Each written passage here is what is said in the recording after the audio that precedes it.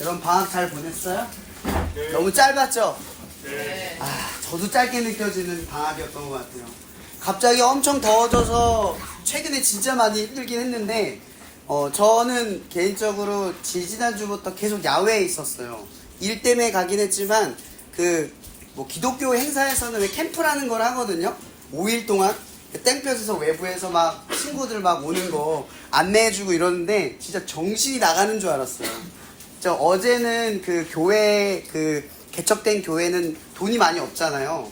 그래서 벽지를 이거 칠하려고 페인트 칠을 했는데 나는 돼 있는 집에서만 살아봐서 이 페인트 칠이 얼마나 힘든지 거기서 느꼈던 것 같아요. 어제도 완전 기진맥진해 있던 하루였었어요. 그러고 돌아왔는데 방학이 끝나 있는 거예요. 여러분들처럼 마음이 좀 씁쓸하긴 하지만 그래도 우리에게 맞닥뜨려진 이 상황 속에서 또 하나님이 일하심을 우리가 좀 생각하며 갔으면 좋겠고요. 오늘 말씀의 제목은 좋은 습관은 어떻게 생겨날까? 라는 것 가지고 말하고 싶어요. 여러분, 우리가 나쁜 습관을 바꾸려는 이유가 뭐예요? 그 나쁜 습관이 건강을 해치거나 나의 이미지를 나쁘게 하거나 혹은 내가 원하는 결과로 도달할 수 없게 만드는 방해물이기 때문이죠. 그죠? 내가 예를 들어서 어떤 잘못된 루틴이 있어. 하루에 게임을 2시간씩, 3시간씩 해야 돼. 근데 내가 원하는 목표도 있을 거 아니에요. 그죠? 게임을 못 끊어내고 내가 그 시간에 너무 몰입하면 나중에 결과물이 당연히 어떻게 돼요? 원하는 지점이 못 가게 되겠죠. 이런 것들이 나쁜 습관의 한 종류라고 볼 수 있어요. 좋은 건 나쁜 거. 이거 딱 이거죠. 내가 원하는 목표에 도달할 때 장애물이 되는 건 나쁜 습관이고요. 도달하게 도움이 되는 건 좋은 습관이 되는 거예요. 뭐 예를 들어 메모를 한다거나 기록을 한다거나 자습을 한다거나 복습을 한다거나 이런 것들은 좋은 습관이 되는 거잖아요. 그죠? 제가 지금 한국교통대에서 강의를 하고 있어요. 강의 제목은 자기계발과 대인관계라는 제목인데 제가 이걸 가르칠 때 많은 학생들이 무기력감에 사로잡혀 있다는 걸 많이 느꼈어요. 근데 제가 곰곰이 살펴보니까 그 원인이 이거예요. 열심히는 했어. 근데 왜 열심히 하는지를 몰랐어요. 대학을 어떤 과 목표로 뒀어. 근데 그걸 해가지고 뭘 할지를 생각을 못한 거예요. 이런 목표를 이루려면 뭐가 중요한 줄 아세요? 힘든데 해야겠다가 있어요. 힘든데 해야겠다. 근데 내가 힘들까봐 안 하고 싶다는 뭐예요? 목표가 아니에요. 하고 싶지 않은 거예요. 정말 하고 싶으면요 힘들어도 해요. 이런 게임할 때 이런 게임이 안 힘들어요? 레벨업 할 때 안 힘들어요? 그 인내심, 견딤, 오래 참음 없어요? 그죠? 심지어 여러분들이 그냥 하는 게임마저도 뭐가 있어요? 견딤이 있다는 거예요. 원하는 목표로 갈 땐 반드시 뭐가 있다? 견딤이 있다. 이 얘기를 하고 싶어요. 그러니까 무기력한 친구들을 볼 때 제가 느끼는 건 딱 그거예요. 뭘 해야 될지를 못 찾았거나 해야 되는 것에 대한 목적을 모를 때 무기력한 거예요. 삶에 무기력한 거죠. 뭘 해야 될지를 알면 삶은 다시 어떻게 돼요? 회복될 수 있다는 얘기예요. 내가 왜 해야 되는지, 내가 어떤 존재인지, 내가 어떻게 살아야 할지가 분명해지면 열정이 되살아나는 거예요. 무기력이 감이 사라지는 거예요. 근데 거기 있는 대다수 학생들이 무기력했던 이유를 곰곰이 생각해보니까 딱 그거예요. 다 열심히 하지도 않아요. 근데 열심히 하는 친구들조차도 불분명하다는 걸 느꼈어요. 왜 해야 되는지, 뭘 해야 되는지, 어떻게 해야 하는지 다 답이 없는데 그냥 뭐만 했다고요? 열심히만 한 거예요. 열심히. 좀 위험한 거예요. 여러분 열심히 했는데 안 되면 억울하지 않아요? 그렇죠? 억울하잖아요. 근데 열심히 했는데 안 되는 이유가 딱 이것 때문이에요. 어떤 걸 가지고 열심히 했는지 방향을 제대로 보지 않고 열심히 하는 건 다 헛짓이에요. 맞죠? 그럼 열심히 한 게 무조건 옳은 게 아니에요. 뭘 할지를 먼저 생각하는 게 가장 중요한 거죠. 목표가 중요한 거예요. 여러분 제가 저번에 말씀 나눌 때 마태복음 1장이 뭐였죠? 하나님은 완전하시다. 그죠? 완벽하시다. 그래서 우리가 믿으려는 분이라고 가르쳐줬어요. 두 번째 마태복음 2장은 뭐죠? 결국 말씀대로 된다. 말씀이 세상을 이긴다. 맞죠? 그리고 세 번째 뭐였어요? 뜻을 이루는 힘. 그게 뭐예요? 성령님이 여러분에게 하나님의 뜻을 이룰 수 있는 힘을 준다. 가르쳐줬어요. 자, 근데 오늘 내용은 어떤 내용이냐면 말씀 한번 읽어볼게요. 뒤편에 보면 말씀 있죠? 교독하면 읽어볼게요. 제가 먼저 읽을게요. 그때 예수께서 성령에게 이끌리어 마귀에게 시험을 받으러 광야로 가서 시험하는 자가 예수께 나와서 이르되 내가 만일 하나님의 아들이거든 명하여 이 돌을 떡덩이가 되게 하라. 예수께서 대답하여 이르시되 누구되었으되 사람이 떡으로만 살 것이 아니요 하나님의 입으로부터 나오는 모든 말씀으로 살 것이라 하셨으니. 이에 마귀가 예수를 거룩한 성으로 데려다가 성전 꼭대기에 세우고 이르되 내가 만일 하나님의 아들이거든 뛰어내리라. 기록되었으되 그가 너를 위하여 그의 사자들을 명하시니 그들이 손으로 너를 받들어 발에 그를 부딪히지 않게 하리로다 하였느니라. 예수께서 이르시되 또 기록되었으되 주 너의 하나님을 시험하지 말라 하였느니라 하시니 마귀는 또 그를 데리고 지극히 큰 산으로 가서 천하만국과 그 영광을 보여 이르되 만일 내가 내게 엎드려 경배하면 이 모든 것을 내게 주리라. 예수께서 말씀하시되 사탄아 물러가라. 기록되었으되 주 너의 하나님께 경배하고 다만 그를 섬기라 하였느니라. 다 함께 읽을게요. 이에 마귀는 예수를 떠나고 천사들이 나와서 수종드니라. 아멘. 자 보세요. 예수님께서 마태복음 3장에 세례 요한에게 뭘 받았어요? 성령을 받았어요. 세례가 성령이에요. 성령을 받았어요. 이게 뭐예요? 성령은 힘이라고 했죠? 힘이에요. 힘을 받았어요. 근데 힘을 받자마자 그 다음 뭐가 일어나요? 넥스트. 힘을 주시고 난 뒤에 어떤 일이 일어나요? 시험이 일어나요. 광야로 들어갔다는 거죠. 예수께서 직접 광야로 들어가셨다는 거예요. 이 얘기는 뭐냐면 힘이 생기자마자 어려움부터 생겼다는 거예요. 예를 들어 제 예를 들게요. 술이 제일 예를 듣기가 쉬워요. 저는 24살에 예수님을 믿었어요.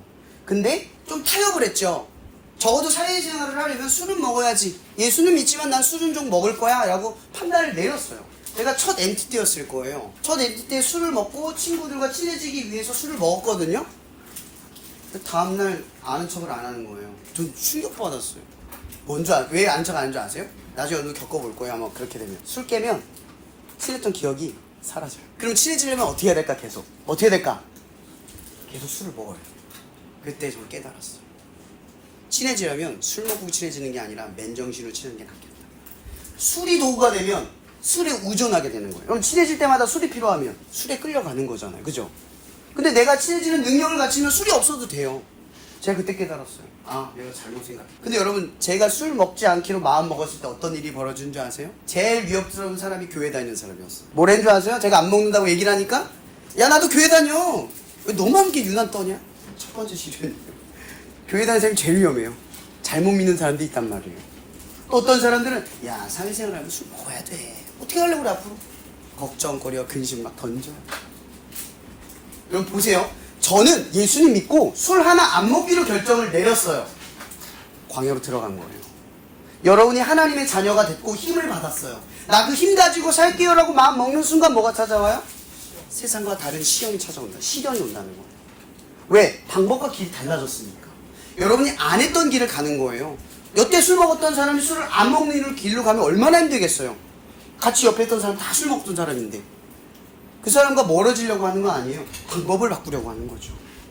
그 사람과 늘 술로 친해지는 게 아니라 나는 이제 내 맨정신을 가지고 내 친해지는 스킬을 다시 터득하겠다. 나 맨정신으로 하겠다. 도전하는 거예요. 얼마나 어렵겠어요. 담배. 이 남자들도 그게 있어요. 회사 생활하면요. 담배 피우는 사람끼리 나가서 놀아요. 되게 소외감 느꼈거든요.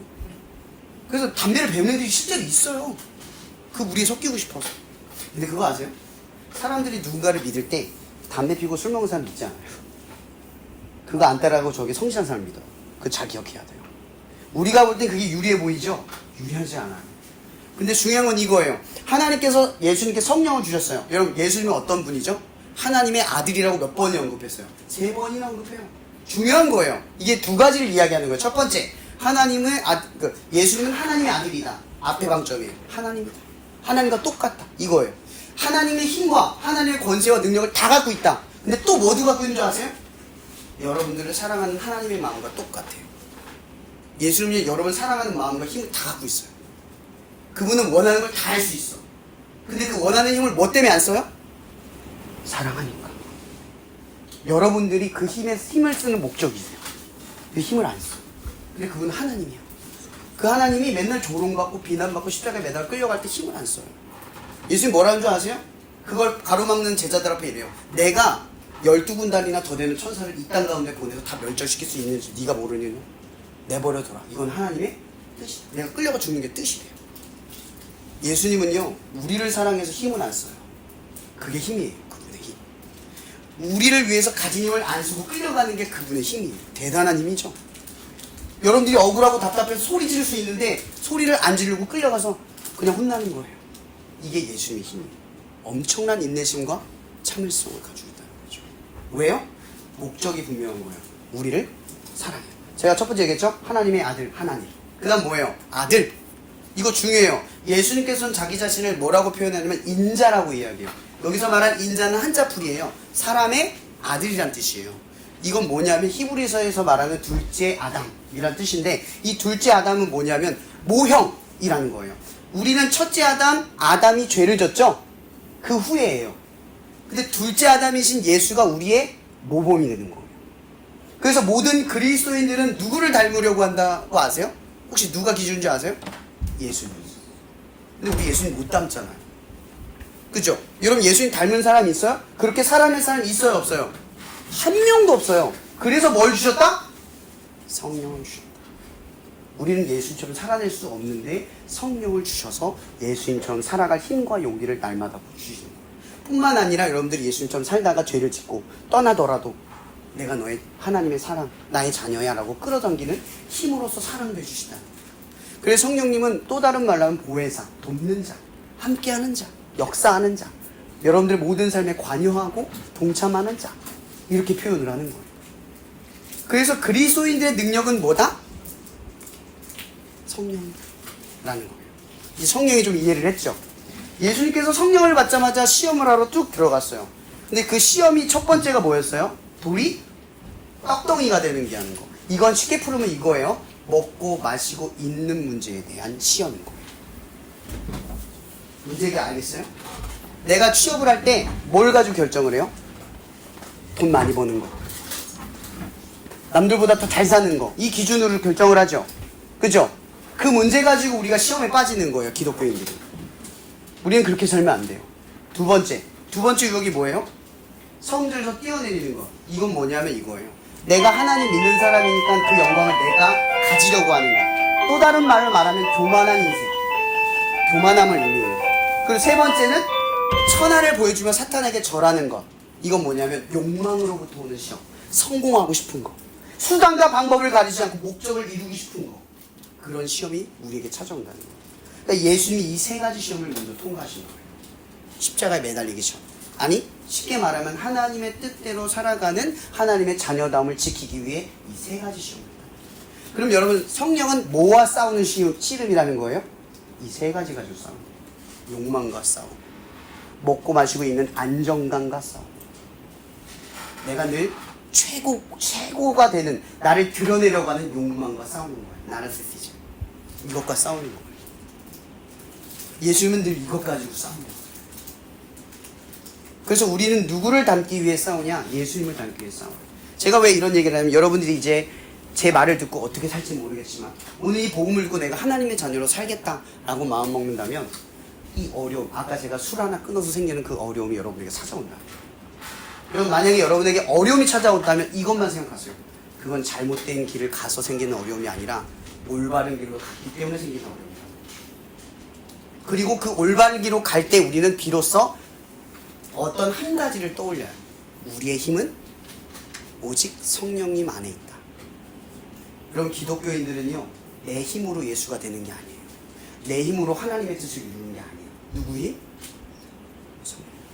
이게 뭐냐면 이거예요. 여러분 이렇게 생각해보세요. 그냥 하나님 예수 믿으면 그냥 앞으로 평탄하게 해주면 되는데 왜 이런 시련을 주냐는 거죠. 쉽게 말하면 이거예요. 그걸 통해 우리를 가르치는 거예요. 하나님은 단 한 번의 문제 해결만 주시는 게 아니라 문제 해결을 통해서 내가 너의 하나님이다. 내가 여기까지 역사한다. 내게 이렇게 기도하면 이렇게 살아가면 내가 도와주고 역사하고 이끌어간다. 이런 모습이 내가 바라는 거다. 하나씩 알려주신다는 거죠. 그러니까 결국 이거예요. 성령님을 구하며 살아가는 삶은 결국 하나님을 닮아가는 삶이 되는 거예요. 그러니까 기도하지 않으면, 하나님을 바라거나 의지하거나 동행하는 삶이 지속되지 않으면 하나님의 자녀가 아니에요. 앞으로 여러분들에게 말하고 싶은 건 딱 하나예요. 예수님의 하나님의 자녀처럼 살기 위해 예수를 바라보고 그 예수의 가치에 못하는 나를 바라보면 늘 성령님께 의지하며 하나님께 가르쳐달라고 했어요. 그리고 그렇게 하나님의 자녀로 만들어가세요. 제가 한 문장으로 이걸 얘기합니다. 여러분, 나쁜 습관은 무의미한 행동 속에 생겨납니다. 근데 좋은 습관은 의지를 갖고 행동해야만 생겨납니다. 의지를 갖고 성령님을 붙드세요. 그래서 하나님의 자녀가 된 여러분들에게 축복합니다. 기도하고 시킵니다. 자, 사랑해 주님 감사합니다. 오늘 이렇게 많은 친구들이 이 기도회 자리에 지켜줘서 감사합니다. 그리고 계약을 했는데 한 명도 다치지 않고 이 학교, 이 기도회 자리에 올 수 있게 해주셔서 너무나 감사합니다. 우리 이 자리에 오지 못한 친구들도 기억하여 주시고 함께한 친구들에게도 하나님의 자녀가 되는 이 놀라운 길에 우리 친구들 늘 붙들어 주시고 힘이 되어 주시고 권세가 되어 주셔서 늘 그 시험 가운데 이겨낼 수 있는 당당한 하나님의 자녀가 될 수 있도록 축복하여 주시옵소서. 모든 것에 감사하며 살아계신 예수님의 이름으로 기도합니다. 아멘.